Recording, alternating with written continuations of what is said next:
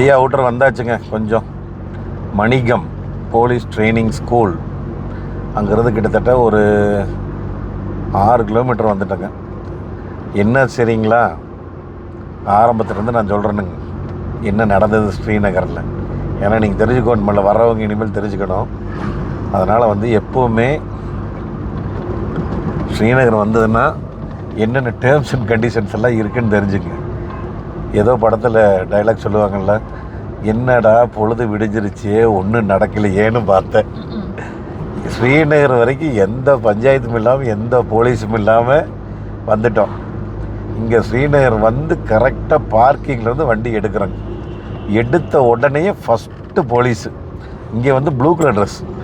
அது நம்ம ஊரில் நம்ம காய்க்கு பார்த்து இது போலீஸானே தெரியல. இங்கே எப்படி தெரியுமா, நம்ம ஊரில் செக்யூரிட்டி கொடுத்துருப்பாங்கல்ல ப்ளூ கலர் ட்ரெஸ். ஆமாம், நேவி ப்ளூ அந்த கலர் ட்ரெஸ்ஸுங்க. லைட் ப்ளூ கலர் மாதிரி. ஆமாம், இங்கே பாருங்க அப்படியே லொக்கேஷன் பாருங்கள், செம சூப்பராக இருக்குது. அடாடாடாடாடா எவ்வளோ கலர்ஃபுல்லாக இருக்குது பாருங்க. மஞ்சள் கலர் இலை, தலை, பூவு. அப்புறம் கதையை சொல்கிறேன் கேளுங்க. ஃபஸ்ட்டு போலீஸ் பிடிச்சாங்க. முன்னாடி லைட் மாட்டியிருந்தாங்க, பெரிய லைட்டு, அதுக்கு ஃபைன். சரி ஓகே, அது நீங்கள் ஆன்லைனில் கட்டிடுங்க. இது வந்து ஸ்ரீநகரில், ஆமாம் ஸ்ரீநகரில் வந்து இது நாட் அலவுடு அப்படின்னு சொன்னாங்க. சரின்னு சொல்லி ரைட் அது முடிஞ்சதுங்க. ரைட் ரைட் பெரிய லைட்டுக்கா, சரி ஓகே போட்டாச்சு. ஏன்னா அப்புறம் பெரிய லைட் இல்லாமல் ஓட்டவும் முடியாதுன்னு வச்சுக்கோங்களேன். அதுக்கப்புறம் பார்த்தீங்கன்னா முடிச்சுட்டு அப்படியே அந்த லேக் சுற்றி வந்துட்டு இருந்தாங்க. கரெக்டாக லேக் சுற்றி வந்து லேக் முடிகிறதுக்கு ஒரு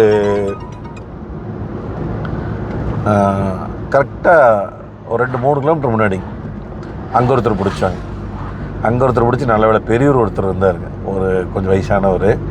அப்புறம் பையனாட்ட 2 போலீஸ் இருந்தாங்க. அவங்க தான் வந்து ரொம்ப ஸ்ட்ரிக்ட் ஆஃபீஸர். எங்கேருந்து வரீங்க, என்ன ஏது எல்லாம் செக் பண்ணுங்கள், காடிக்கிறோ எல்லாம் ஹிந்தியில் பேசினாங்க. நான் இங்கிலீஷுங்கன்னு சொன்னேன். அப்புறம் எங்கேருந்து வர்றீங்க, எங்கே போகிறீங்கன்னாங்க.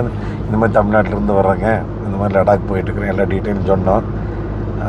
ஏன் ஃபிலிம் ஒட்டிக்குது, டார்க் ஃபிலிமாக இருக்குது அப்படின்னாங்க. இல்லைங்க, இது வர்ற வழியில வெயில் ரொம்ப ஜாஸ்தியாக இருக்கும், அப்புறம் இந்த காரில் வந்து ஏசியெல்லாம் போட முடியாதுங்க, அதனால் கொஞ்சம் வெயில் தடுக்காட்டுருக்காங்க நாங்கள் போட்டிருக்கிறோங்க அப்படின்னோம். அதெல்லாம் நைனே இங்கெல்லாம் ஸ்ரீநகர்லாம் அளவுடே கிடையாது, நாங்கள்லாம் பிச்சுருவோம் அப்படின்னாங்க.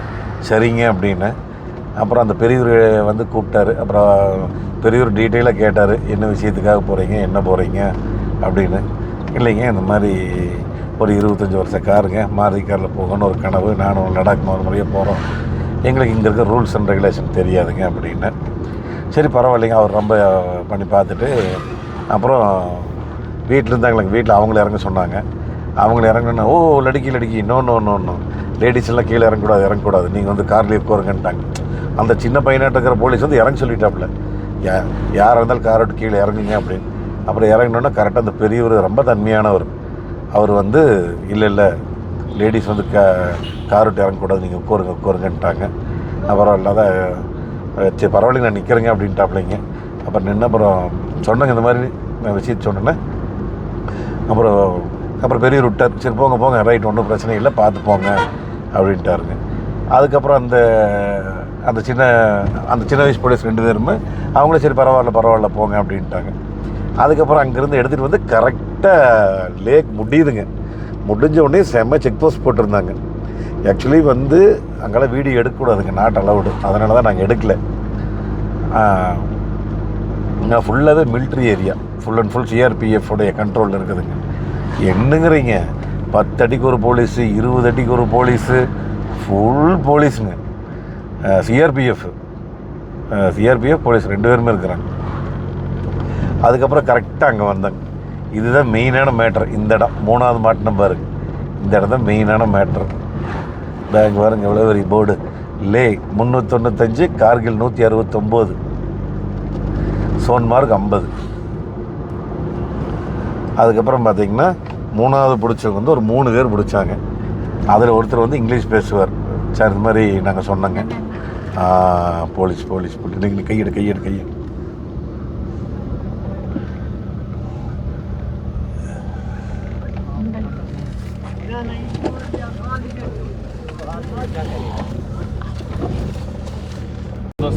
அதுக்குள்ளே பார்த்தீங்களா கதையை, நானே போலீஸ் கதை பேசிட்டு வந்துட்டு இருக்கிறேங்க. ஆல்ரெடி அவ்வளோதான் போட்டாச்சு. இங்கே ஒரு போலீஸ் 10 கிலோமீட்டர் தாண்டி வந்தாலும் இங்கே ஒரு போலீஸ் செக்கிங் போட்டாச்சுங்க.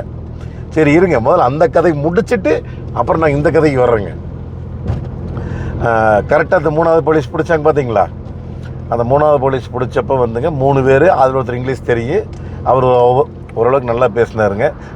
அவர் மெயினான விஷயம் என்ன சொன்னார் அப்படின்னு கேட்டிங்கன்னா, ஃபஸ்ட்டு கேஸ் வந்து போட்டது வந்து நம்பர் பிளேட்டுங்க. இங்கே வந்து ஜம்மு அண்ட் காஷ்மீரில் வந்துங்க ஹை செக்யூரிட்டி நம்பர் பிளேட், அந்த ஐஎன்டி நம்பர் பிளேட் இருக்குது பார்த்தீங்களா, அந்த நம்பர் பிளேட் தான் போடணும். கீழே கோடு வேறு இருக்குது.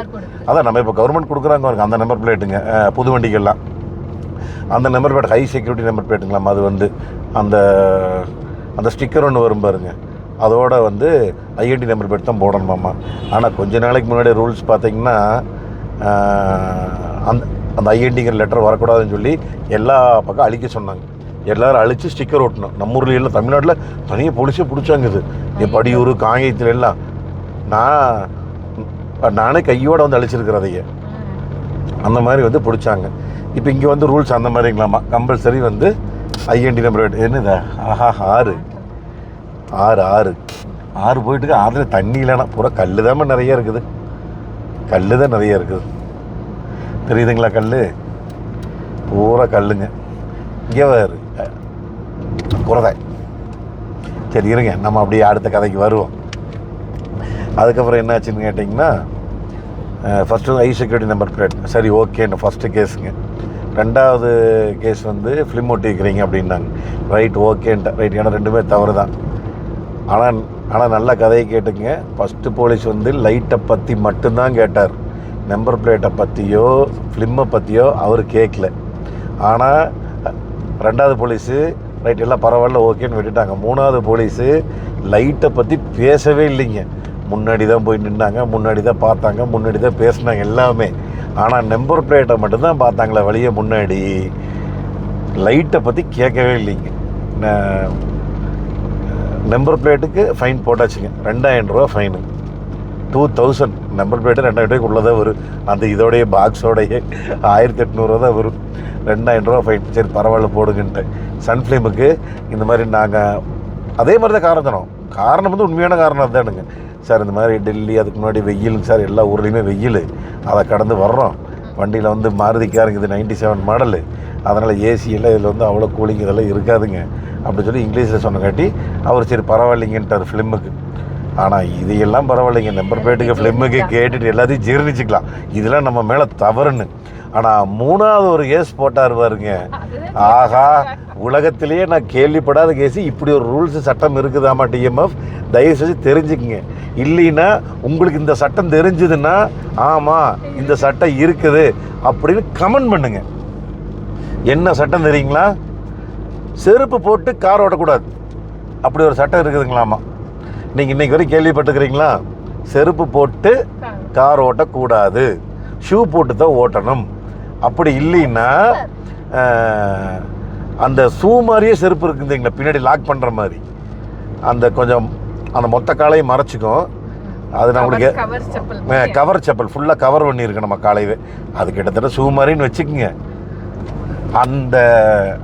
அந்த செப்பல் தான் போடணுங்களாமா. இது வரைக்கும் நான் இது வரைக்கும் என் வாழ்க்கையில் இத்தனை வருஷமாக வண்டி ஓட்டுறேங்க, நான் இது வரைக்கும் கேள்விப்பட்டது இல்லைங்க ஷூ போட்டு ஓட்டணும்னு. இல்லை எனக்கு அந்தளவுக்கு தான் நாலேஜுங்க. என்னுடைய சொந்த கருத்துலேயும் சொந்த நாலேஜ்லேயும் தான் எனக்கு என்ன நடந்தோ நான் பேசிகிட்டு இருக்கிறேனுங்க. மற்றபடி எனக்கு இதை பற்றி எனக்கு உண்மையிலுமே தெரியாது. ஷூ போட்டு தான் கார் ஓட்டணும் அப்படிங்கிற ரூல்ஸ் இருக்குது இந்தியாவிலங்கிறது எனக்கு தெரியவே தெரியாது. ஜம்மு காஷ்மீரில் இருக்குதா இந்த ரூல்ஸு, இல்லை இந்தியா ஃபுல்லாக இருக்குதா, அதுவும் கூட எனக்கு தெரியாதுங்க. சப்போஸ் நீங்கள் இது பார்க்குறவங்க யாராவது தெரிஞ்சால், இந்த ரூல்ஸை பற்றி தெரிஞ்சால் நீங்கள் வந்து கீழே கமெண்ட்டில் சொல்லுங்கள் டிஎம்எஃப், நான் தெரிஞ்சுக்கிறேனுங்க. இத்தனை மேட்ரு முடிகிறதுக்கு எவ்வளோ நேரம் தெரியுங்களா ஆச்சு? மொத்தமாக 10 மணிக்கு கொண்டு வந்து கிளம்புனதுங்க. கரெக்டாக 1.5 மணி நேரம் ஆச்சுங்க மொத்த மேட்ரு முடிக்கிறதுக்கு. அந்த மொத்த இதையும் வந்து அந்த 22 கிலோமீட்டர் லேக் இருக்குது பாருங்க, அதை அப்படியே சுற்றி வந்து இந்த 3 போலீஸ் அட்டன் பண்ணி வெளியே வரும்போது கரெக்டாக மணி 11:30. காலையில் வேறு சாப்பிட்லிங்களா, சரி ஒரு கடைக்கு போய் அந்த சம்சாவும் அந்த இதெல்லாம் போட்டு சாப்பிட்டோம். அதெல்லாம் நீங்கள் திருப்பூர் மோகன் விளாக்ஸில் பாருங்கள், போட்டிருப்பேன். அந்த சாப்பாடு விஷயம் நாங்கள் எங்கே போய் சாப்பிட்டோம் என்ன ஏதுங்கிறது. அப்படி கொஞ்சம் அவுட்ரு வந்து அதுக்கப்புறம் அங்கேருந்து கொஞ்சம் வெளியே வந்துட்டோம். இப்போ நான் கதை சொல்லிகிட்டு இருக்கும்போது லைவாக பார்த்தீங்களா, கண்ணார பிடிச்சாங்களா, எல்லோரும் வந்து ரவுண்டு கட்டி ஓகே. அப்புறம் பிடிச்ச உடனே எனக்கு அந்த போலீஸ் வந்து அந்த இங்கிலீஷ் பேசினார் பார்த்தீங்களா, மூணாவது இடத்துல பிடிச்ச போலீஸ், அவர் வந்து டீட்டெயிலாக சொன்னார். சார் இது நீங்கள் கையில் வச்சுக்கலாம், ரொம்ப ரெஸ்பெக்டாக ரொம்ப மரியாதையாக பேசினார் அவர் வந்து ரொம்ப. அதுக்கப்புறம் ஹாப்பி ஜேர்னியெல்லாம் சொல்லி ரொம்ப நல்லா தாட்டி விட்டாருங்க. அவர் வந்து தெளிவாக சொன்னார், இதை நீங்கள் கையில் வச்சுக்கங்க, எந்த இடத்துல வேறு எந்த போலீஸ் எங்கே குறுக்காட்டினாலும் இதை காமிங்க, இதுதான் ஃபைன் கட்டின ரெசிப்ட், நீங்கள் இதே போதும், நீங்கள் எந்த போலீஸ் எங்கே பிடிச்சாலும் நீங்கள் காமிங்க அப்படின்னு சொல்லி அவங்களுடைய அந்த ஆன்லைன் ஃபைன் இருக்குமில்லங்க அந்த கையில், அதை வந்து கொடுத்துருந்தாருங்க. அப்புறம் கரெக்டாக இங்கே வேறு பிடிச்சாங்களா, அப்புறம் பிடிச்சோன்னே அப்புறம் இவங்ககிட்டையும் கதை மறுபடியும் முதல்ல இருந்து ரைட், எங்கேருந்து வர்றீங்க, தமிழ்நாடு எங்கே வர்றீங்க, ஃபுல் டீட்டெயில் எல்லாம் பேசிவிட்டு அதுக்கப்புறம் கடைசியாக வந்து இவங்களும் அது மட்டும் தான் கேட்டாங்க, வேறு எதுவும் கேட்கல, ஃபிலிம் மட்டும் தான் கேட்டாங்க. அப்புறம் கேட்ட உடனே நான் டபால்னு இதை எடுத்துட்டேங்க. அப்புறம் இன்னொருத்தர் வந்து இதெல்லாம் கேட்டாருங்க, வண்டியோட ஆர்சி புக் இதெல்லாம் கேட்டாங்க. கேட்டோன்னே இவங்க எடுத்துகிட்டு வந்தாங்க, நான் வீட்டில் எடுத்துகிட்டு வந்தாங்க. வீட்டில் எடுத்துகிட்டு வந்தோடனே ஐயோ நோ லேடிஸ் நீங்கள் போய் உள்ளே உட்காந்துங்க. அப்புறம் உடனே அந்த கொஞ்சம் பெரிய ஆஃபீஸர், கொஞ்சம் சீனியர் ஆகிட்டு இருக்குது அவர் வந்து இல்லை நீ என்ன கேட்ட, இல்லை இந்த மாதிரி ரெக்கார்ட்ஸ் எல்லாம் கேட்டேன், வேண்டாம் நோ ரெக்கார்ட்ஸ், நீங்கள் லேடிஸுக்கு கோருங்க, உள்ளே கோருங்க அப்படின்ட்டாங்க. ஆனால் உண்மையாலுமே லேடிஸ்க்கு வந்து ரொம்ப மரியாதை கொடுக்குறாங்க இங்கே வந்து காரில், போலீஸ்காரங்க வந்து ரொம்ப இதாக இருக்கிறாங்க. அதுக்கப்புறம் அவங்க வந்து வீட்டில் வந்து உள்ளே வந்துட்டாங்க. அதுக்கப்புறம் நான் அந்த ஃபைன் கட்டினது வந்து எடுத்து கொடுக்க சொன்னேன். அப்புறம் அந்த ரெசிப்டை காமிச்சேங்க.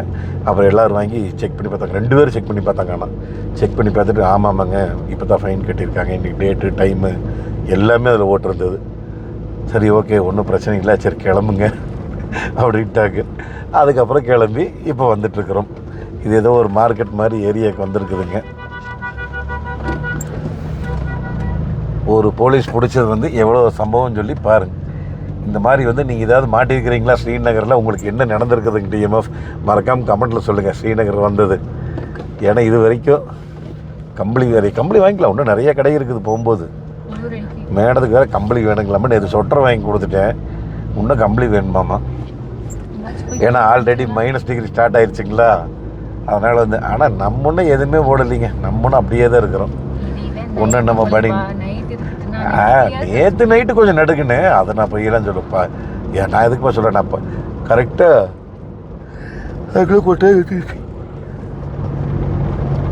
10 டிகிரி வந்துருச்சுங்க.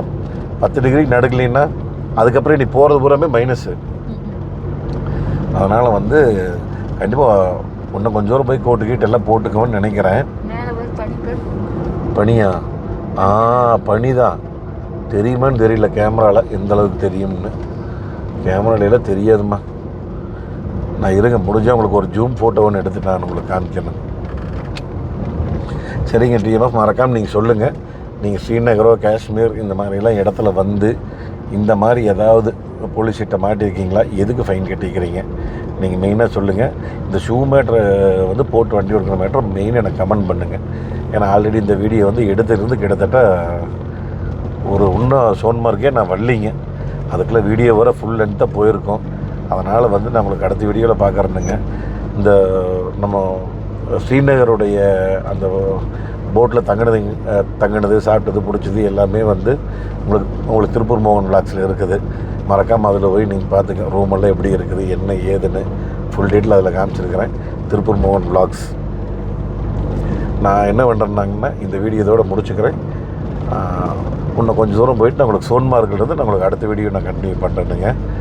நன்றி, வணக்கம். பாய் டிஎம்எஃப்.